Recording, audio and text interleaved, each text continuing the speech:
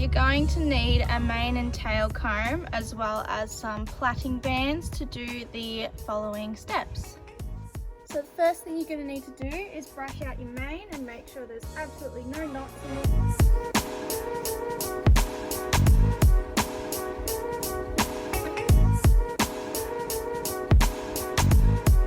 So you're going to need 2 plaiting bands for this. The reason you need 2 is just in the case that one breaks. So when you're doing your running braid, you have to start up the top behind the ears where your bridle path ends, and then you run down this way all the way to the end. Now as you can see, Nala's mane is quite long here before it drops off here. This is because it rubbed out last winter, so it's just been growing out. So it might be that it's a little bit more spacey this way. Also you could just do 2 separate plaits. That's another option, but let's get started. So the first thing you want to do when you're plaiting is separate the hair into 3 equal parts.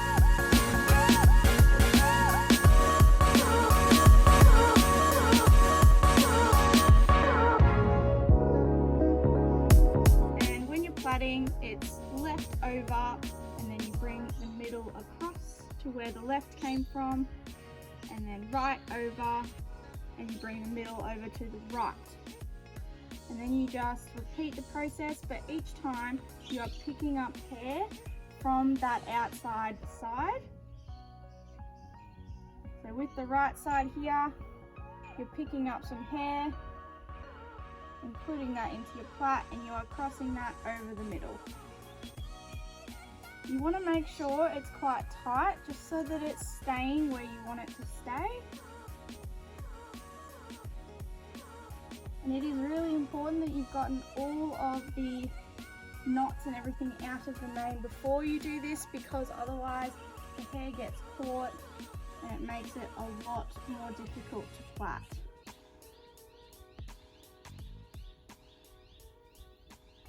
So you only really want to grab small chunks of hair at the start.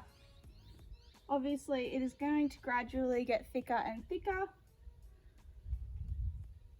but you sort of want to start it off quite small at the start so that it's not too chunky.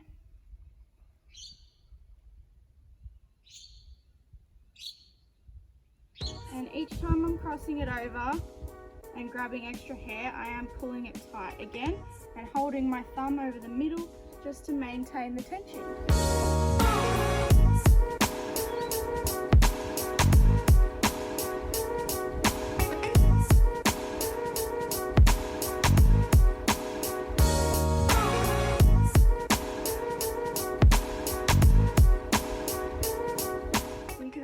See here it's starting to get thicker. Around this area is where I start to take thicker parts, because this is where Nala's mane becomes thicker and you don't really want to leave any hairs behind. So because I am keeping my thumb over the top here, I am able to let go of the side pieces just to gather up the hair that I need without losing the plait.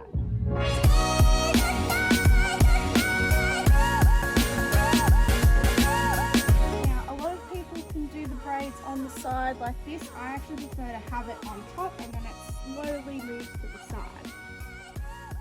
You can see here how thick the pieces are starting to get, which means the plait is going to become thicker.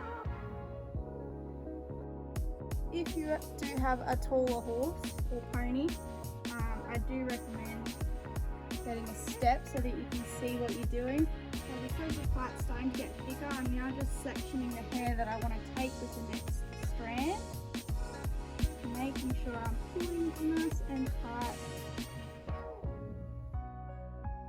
Now if the mane starts to thin out a little bit, you just want to start taking smaller sections so that you don't get too many gaps. So it's at this point here where I start to bring it down to the side, because otherwise you get a weird gap underneath. Unless you have thinned out your pony's mane, then it shouldn't have the gaps like that if it stays in a consistent way. This does get quite tiring on your arms, by the way. can only imagine what it would be like doing it on a horse with a much longer neck than Nala's. But I haven't had to plait a mane in quite a while.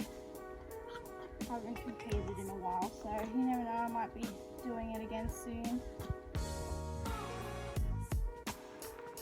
So again, making sure I'm pulling tight.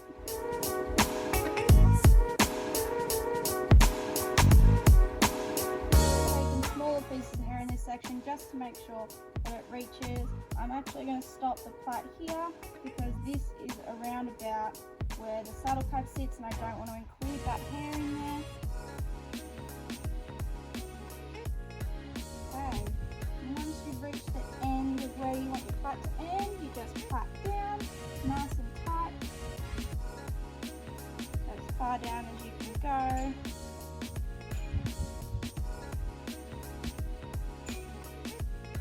And then you grab your plaiting band.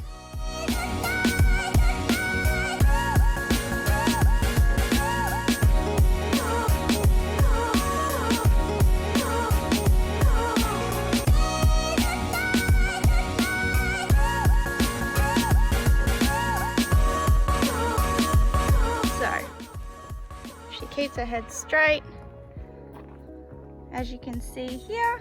Now some people like to leave it like this, other people can roll it up into a rosette, just like so. So you can leave it as a rosette if you'd like. I usually just leave it down. If you were doing it in a competition, I'd probably turn it into a rosette. This is the point where you'd add your hairspray or your hair gel.